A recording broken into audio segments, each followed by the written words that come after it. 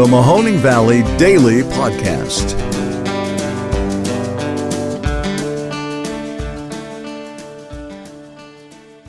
Hello, everybody, and welcome to today's episode of the Mahoning Valley Daily Podcast. My name is Ron Cabuno. Thank you very much for tuning in. It's Veterans Day. Thank you very much to all the veterans for your service. We appreciate it and what you've done for this country. Just think about the wide range of amazing and trying experiences that our armed service members have had, whether it be 1946 in Japan or 2011 in Kabul. You know what I mean? Like, it spans the absolute range of the globe and of any possible situation you could find yourself in. And yet, with all that disparity, we have chosen this one day to set aside for those who are still alive and are veterans of our armed services.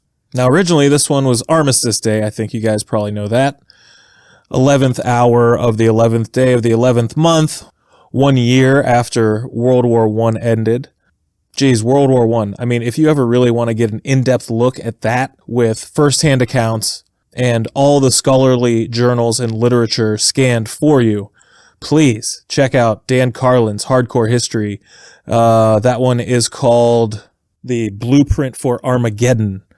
It is, I think, like a 5-part series. You know, each episode's about 3 hours apiece. So you're looking at 15 hours of documentation and commentary on World War I. Fantastic. Absolutely amazing. So engrossing, you feel like you're there, and by the time you're done, you need a shower because it is such a horrendous experience that when they got out of World War I, they wanted to make a holiday. They're like, listen, we have to set aside a day for the thankful ending of the atrocities that we have never seen the likes of. And so, of course, it was Armistice Day all the way through World War II. And then what we thought was the worst we had ever seen, well, in terms of gruesomeness, a lot of people would say, yeah, World War I was worse.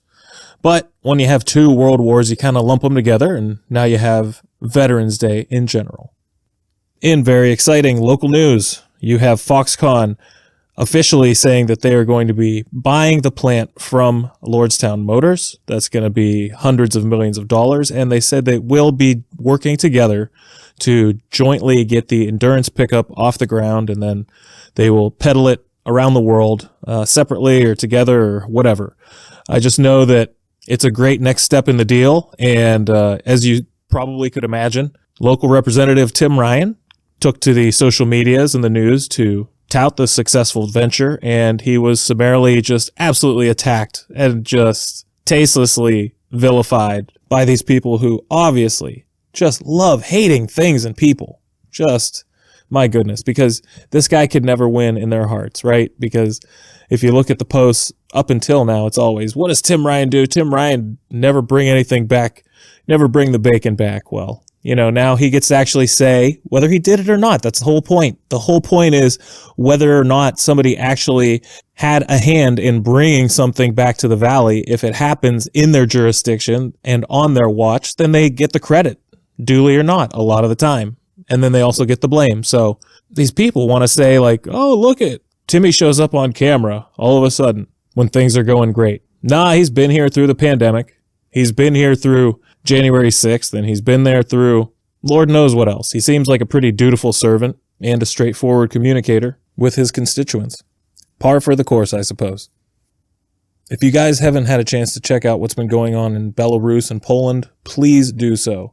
Essentially, what you have is a hostile nation trying to make things really bad for their neighbors. So imagine if the Mexican government was actively advertising to people in Afghanistan to come to Mexico and we will get you into the United States. And so that's what you have over in Belarus. You have their absolutely abhorrent president getting refugees and trying to force them into the country of Poland. And you have Poland flexing its muscles of sovereignty saying, you just can't do this to us. So the EU will be intervening hopefully very soon because things are escalating pretty quickly.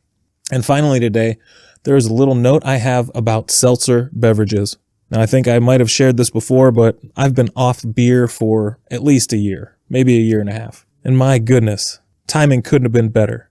With the advent of the claw, things of that nature, really saved the day because didn't have to go straight with wine or mixed drinks. I could actually have something in a can that wasn't going to be all bloaty and whatnot. So the natural progression is the boring White Claw, then the jazzier flavors of the White Claw, or Truly, and then the real game changer, the Truly with lemonade. 10 times the flavor, kind of like candy, but a little cloying. And now everybody wants into the game. There's these new things called long drinks. They're essentially gin drink in a can with some juniper and grapefruit, supposedly from Finland. That's a really good one. But there's all these real fancy ones out now that are really, really sophisticated. Well, Truly has just punched back with a holiday pack offering that is pretty darn cool. So you got your 4 flavors, and you're looking at your spiked apple spice, pretty good. Pomegranate ginger fizz, not too bad, not the worst thing. You're always going to have that in the multi-pack, always the weak link, but still drinkable. And then the other 2 are pretty damn good. Cran orange is a keeper and something they should have probably year-round in some of their other packs. And then holiday sangria style is, well, I thought it tasted like a bowl of pine cones or something. I couldn't put my finger on it, but I liked it. And then on my second one, I said, all right, it's like a mulled wine. It's like a mulled cider, but cold and fizzy. And it worked. And it really does feel holiday-y. So I guess that's why I'm recommending it, because it does bring the nostalgia. It does fit the season. It's like pumpkin spice latte, but for the winter. So go ahead and check that out. And also, if you're in the area, check out the South Shenley Carryout. Those guys are always stacked with a lot of new stuff, a lot of cool stuff. And as always, the Cornersburg Party Shop never fails. We are sponsored by neither, but frequent both. Check them out. Check me out tomorrow. Another episode of the Mahoning Valley Daily Podcast.